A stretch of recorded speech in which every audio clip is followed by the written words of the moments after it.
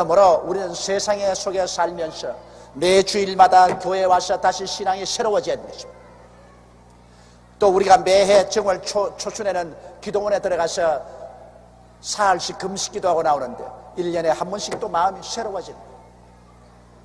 야곱은 비로소 그가 환난을 당해서 회개하고 베델에 돌아와서 하나님께 엎드리니 하나님께서 그 이름을 다시 한번 새롭게 해주시면 너는 야곱이다마는 이제는 이스라엘이다. 그리고 나는 너를 생육하고 번성해서 너에게 많은 국민이 내게 나오고 많은 왕이 너에게서 나올 것이다. 그리고 이 땅은 아브라함과 이삭에게 준 것 같이 내가 너와 내 후손에게 주린다. 그러니까 절대로 이방 사람들이 너를 쳐서 멸하지 않을 테니까 두려워 말고 무서워 말라. 강하고 담대하라. 이미 그 들은 말씀입니다.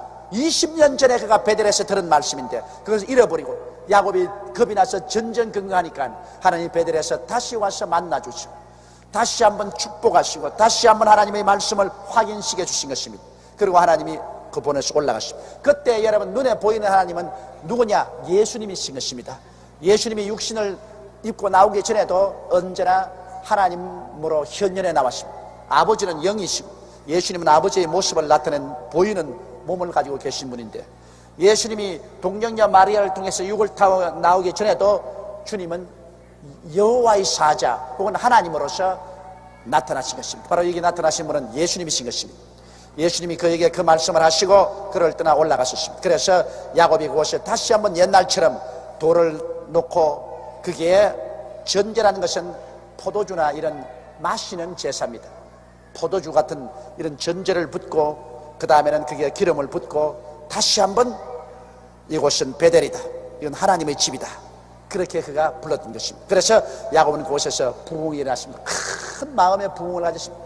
말할 수 없는 정신적인 고뇌에서 딸이 강간을 당하고 아들들이 한 성을 다 멸해버리고 온 가나안이 들고 일어나서 자기를 쳐서 멸하려고 하는 이런 위기에서 베델에 와서 하나님을 만나고 큰 은혜를 받고 부흥의 역사를 체험하는 것입니다. 여러분 문제를 당했을 때 하나님의 은혜를 받으면 문제가 해결됩니다. 이 은혜를 받아야 돼요. 회개하고 부르짖어 기도해서 하나님의 은혜를 받으면 그 은혜와 함께 문제가 해결되는 것입니다. 그래서 여기서 문제의 해답을 받고 난 다음에 그들이 베델에서 발행하여 에브라스에 이르기까지 얼마 길을 한 곳에서 라헬이 임산하여 심히 신고하더니 그가 난산할 즈음에 산파가 그에게 이르되 두려워 말라 지금 그대가 또 득남하였다 하니라 하매. 자, 여기에서 라헬이 죽습니다. 라헬이 왜 죽느냐?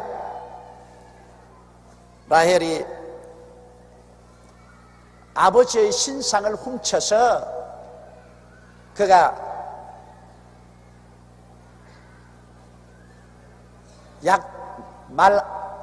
약대 안장에 올라 앉아가지고 그 밑에 숨겨놓고 안 훔쳤다고 그랬습니다.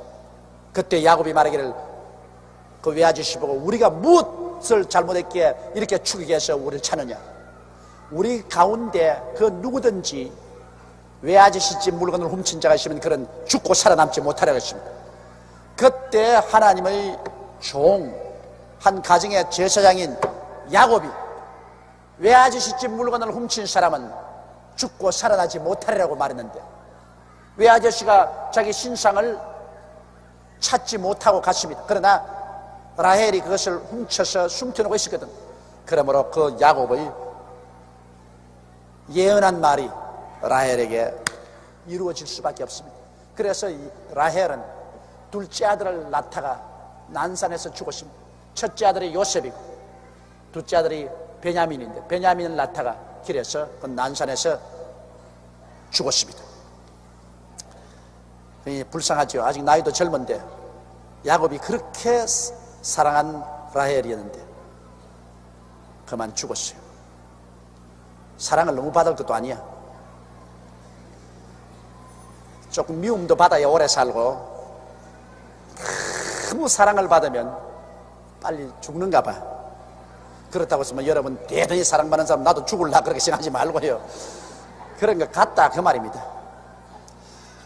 이 라헬은 야곱에게 굉장한 사랑을 받았는데 그만 그가 어떻게 불행하게 야곱이 선언할 때 그것이 딱 자기에게 맞아떨어졌습니다. 그래서 그가 난산할 즈음에 산파가 그에게 이르되 두려워 말라. 지금 그대가 또 덕남하였느냐 하며 그가 죽기에 임하여 그 혼이 떠날려 할 때 아들의 이름을 베놈이라 불렀으니 슬픔의 아들입니다. 너무너무 고통을 당하고 죽으니까 죽으면서 그 아들의 이름을 베놈이라고 지었는데 그 아비가 그 이름을 베냐민이라 불렀더라.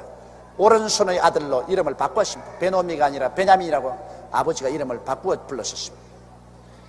라헬이 죽음에 에브랏 곧 베들레헴 길에 장사되었고 야곱이 라헬의 묘에 비를 세웠더니 지금까지 라헬의 묘비라 일컫더라.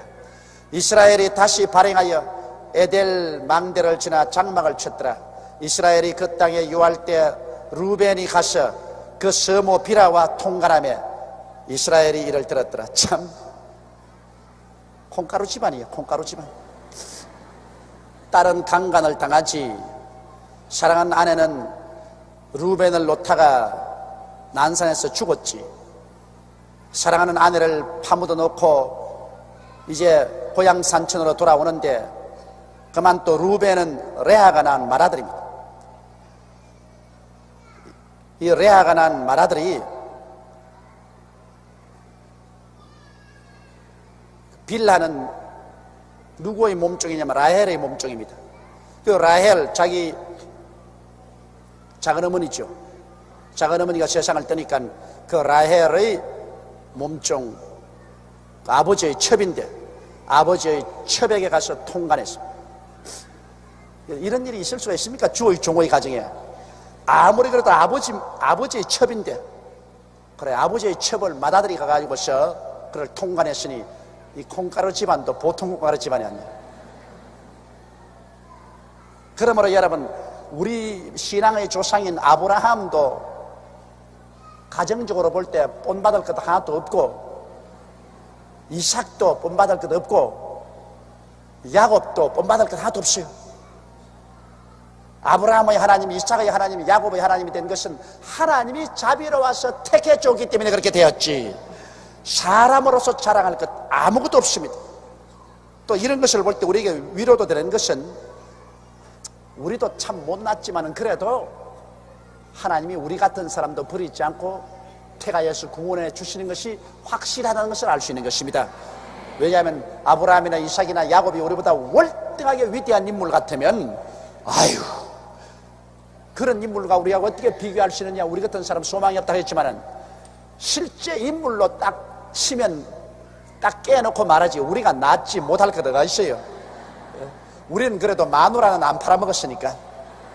그러나 아브라함은 뭐 급하면 마누라도 시집 보내가지고 그 덕분으로 먹고 살기도 하고 또 이삭도 아버지 닮아가지고서 자기 아내를 누이 동생이라고 또 칭하기도 했고 야곱은 뭐 엉망이고 야곱은 엉망입니다. 자기도 아내를 4사람 거느렸는데 가정에 큰 비극이 다가왔죠. 딸이 강간당했지. 맏아들이 자기의 첩하고 통관했지. 이런 여러 가지 슬픔이 있었습니다. 그럼에도 불구하고 야곱은 하나님을 믿고 하나님은 그 여러 가지 시험과 환난 중에도 야곱을 버리지 않고 붙들어서 결국에는 이스라엘 12지팡의 조상이 되게 만들어 주신 것입니다. 많은 시련을 야곱이 겪었습니다만 그 시련 가운데 하나님께 베델의 하나님께 은혜를 받고 그 하나님을 붙잡고 굳세게 살아가셨습니다. 아버지는 이렇게 신앙이 좋았는데 아들 딸은 신앙이 별로 좋지 않았었어요. 그러니 자식은 겉을 낳지 속을 낳느냐. 정말 자식들에게 신앙 넣어주는 것 굉장히 힘이 듭니다. 믿음의 조상인 야곱도 자기는 신앙을 유지했으나 아들들 딸들에게는 신앙을 굳세게 넣어주지 못한 이런 슬픔도 체험했던 것입니다. 야곱의 아들은 12이라 레아의 소생은 야곱의 장자 루벤과 그 다음 시므온과 레위와 유다와 이사갈과 스불론이요 라헬의 소생은 요셉과 베냐민이며 라헬의 여종 비라의 소생은 단과 납달리요 레아의 여종 실바의 소생은 갓과 아셀이니 이들은 야곱의 아들들이요 바담 아람에서 그에게 낳은 자더라. 야곱이 기럇 아르바의 마므레로 가서 그 아비 이삭에게 이르시니 아버지 이게 나갔습니다. 아버지가 곧 세상을 뜰 것이라고 생각했는데 20년 동안도 살아있어. 기리앗 아르바는 곧 아브라함과 이삭의 우구하던 헤브론이더라. 이삭의 나이 180세라. 아따 많이 살았죠. 이삭의 나이 180세라. 이삭이 나이 많고 늙어 기운이 지나며 죽어 자기 열조에게로 돌아가니 그 아들 에서와 야곱이 그를 장사였더라.